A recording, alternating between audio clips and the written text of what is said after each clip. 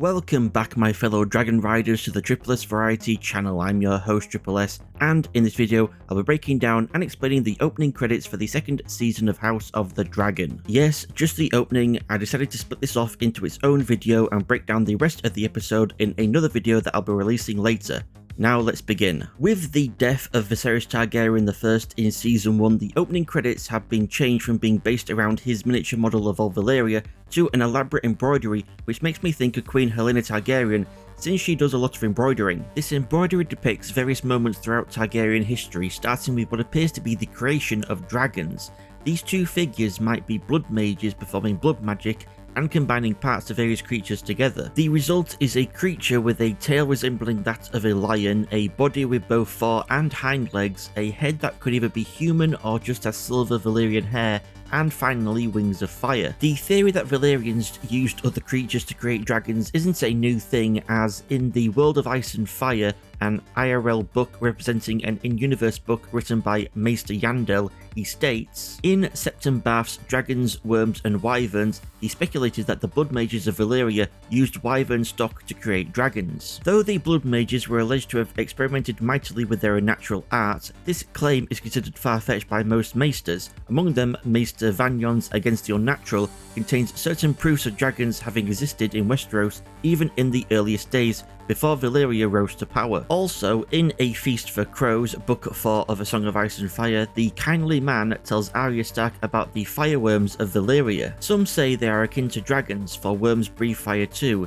Instead of soaring through the sky, they bore through stone and soil. If the old tales can be believed, there were worms amongst the 14 flames even before the dragons came. The young ones are no larger than that skinny arm of yours, but they can grow to monstrous size and have no love for men. So it could be possible that the Blood Mages of Valyria used both wyverns and fireworms in their creation of dragons. Not entirely sure who these two figures are meant to be, though from what I've seen on Reddit, most people believe the woman is Daenerys Targaryen, also known as Daenerys the Dreamer, as she had a prophetic dream of Valyria being destroyed. Her father, Aegon Targaryen, believed her, and in 114 BC moved his entire family and 5 dragons, one of whom was Balerion the Black Dread, to Dragonstone.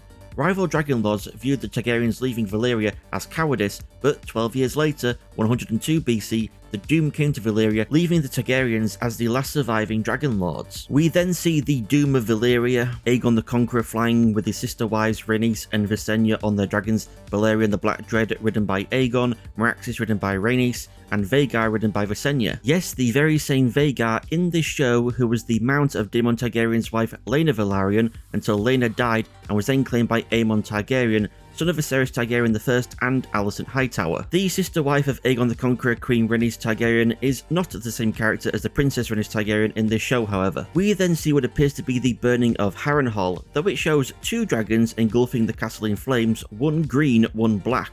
The black dragon is most certainly Balerion, and the green must be Vhagar, since Meraxes' scales were silver. This could even mean, in the lore of the show, both Aegon and Visenya burned Harrenhal, or it could just be symbolising the current conflict between the Greens and the Blacks, and all the people caught in the middle of it. Next we have Queen Regent Shara Arryn and her son the Boy King Ronald Arryn with their Falcon sigil, King Torrhen Stark with his Direwolf sigil, and Lord Edmund Tully with his Fish sigil, all bending the knee. The Arryns became the Wardens of the East and Defenders of the Vale, where Visenya bypassed all of Shara's army by landing Vhagar in the Ares courtyard, then taking Ronald for a ride on her dragon when he asked his mother if he could fly with her.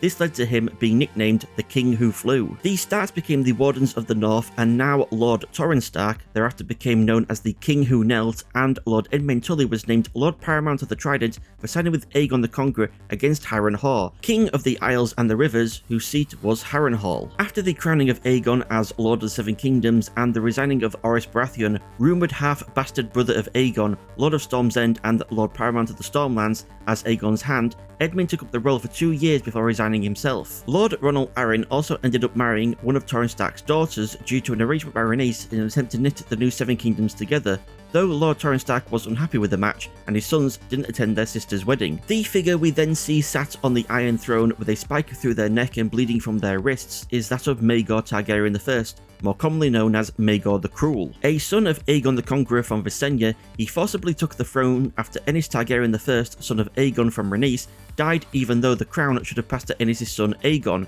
who were going to be known as Aegon the Uncrowned. Maegor ruled Westeros as a tyrant for 6 years and 66 days before being found dead on the Iron Throne by his queen Elenor Costane, one of Maegor's 3 Black Brides. A spike had gone through the back of his neck and out of his throat, and his wrists had been cut, but the mystery of was it chop suey or murder and who could have murdered him was never solved. Maegor was succeeded by his nephew King Jaehaerys I, the Consolator, the Wise, the Old King, and who we next see in the embroidery standing beside his sister queen, Good Queen Alysanne. The embroidery has now caught up to when the show began, showing us King Jaehaerys I holding the Great Council at Harrenhal to determine who should succeed him, his granddaughter Rhaenys or his grandson Viserys. The vote ended up in Viserys' favour, and Rhaenys became known as the Queen Who Never Was, though in the books Jaehaerys didn't actually attend the Great Council, but accepted and endorsed the vote when he was told the results. We then see Alicent making her grand entrance in her green dress at the wedding of Rhaenyra Targaryen and Laenor Velaryon, son of Rhaenys and Corlys Velaryon, from Season 1 Episode 5, which then leads to showing us the greens and the blacks divided. On the one side we have Prince Daemon, Princess Rhaenys, and Corlys, and also Rhaenyra's sons from Sir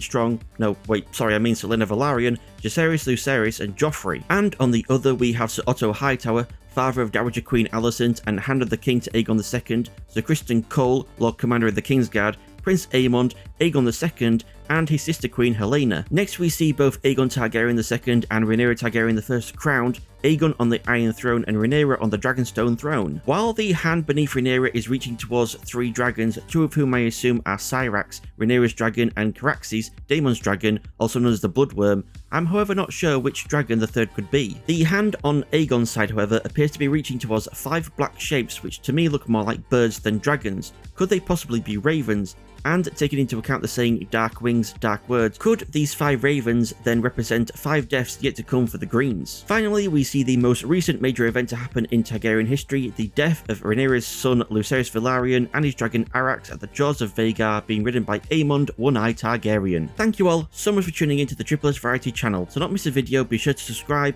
give this video a like, and why not leave a comment below pointing out anything I missed but you noticed. I would love to hear from you all. I've been Triple S, you've all been amazing, and I shall see you all in the next video.